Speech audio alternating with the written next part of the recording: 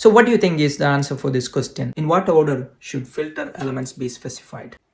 I don't know if you watched the first video which I posted in my blog, and my experience is, I didn't pass the exam in the first attempt. I didn't pass the first attempt. I didn't pass the second attempt.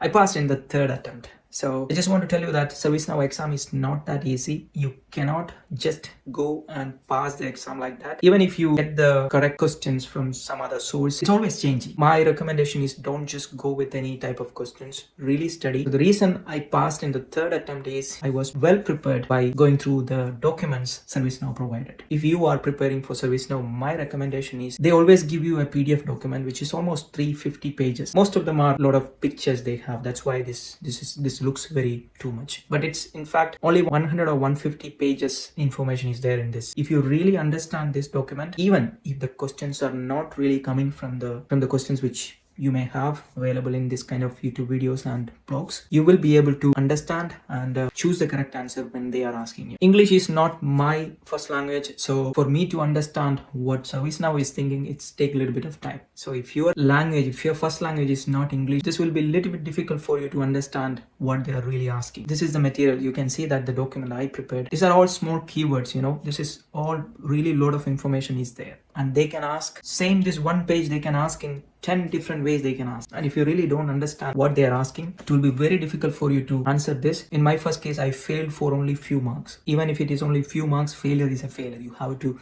reattempt, you have to pay the money again and then go for the exam. This is a really big pain.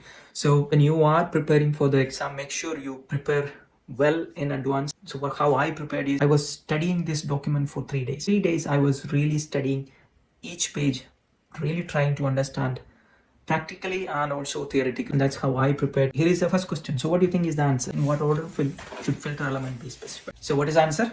Look at this picture. You will understand the right answer. Okay, second question. On a form header, what is the 3-bar icon called? This 3-bar icon, you can find it. You will see it in many places. So what is this icon called? Is it the hamburger? Some people call hamburger for this, but the thing is, it can be called hamburger, but check in the ServiceNow document what they are referring, because what they are referring is the right answer. What is in that document is the right answer. This is another mistake, right? If you have confusion, if you have doubt about any questions which is available in this website, if you have any doubt, don't ask people what is the right answer. Check ServiceNow documentation. Check that documentation and find out the answer from that documentation. The official documentation ServiceNow provided. There you have to find the right answer, not based on people's opinion, right? I can give you, I think this is the right answer, but that is my opinion. That's not the right opinion what ServiceNow is telling. So this is another mistake when I was asking my colleagues about some answers. They are saying, it looks like this is the right answer. Looks like this is the right answer. But always refer the documentation, find the answer directly from that documentation. If the answer you are thinking is not in that documentation, that's not the right answer. So again, what is the answer? On a form header, what is the 3-bar icon called? It's really clearly mentioned in ServiceNow document what is the answer. So this is my short tip in case if you didn't pass the ServiceNow exam, don't need to worry, right? That's what I have to tell you. I passed after third attempt. During the third attempt I passed. So there's only 2 things that can happen when for the exam. Either you will pass or you will fail. If you fail, it means that you didn't prepare well. You didn't understand the concept well. You consider ServiceNow exam like any other exams, right? Most of the exams are, for other exams, I also tried many other exams. Some of the exams are very lucky. I was become very lucky. I got the correct questions. But ServiceNow, it's always changing. It's not that easy to pass ServiceNow exam.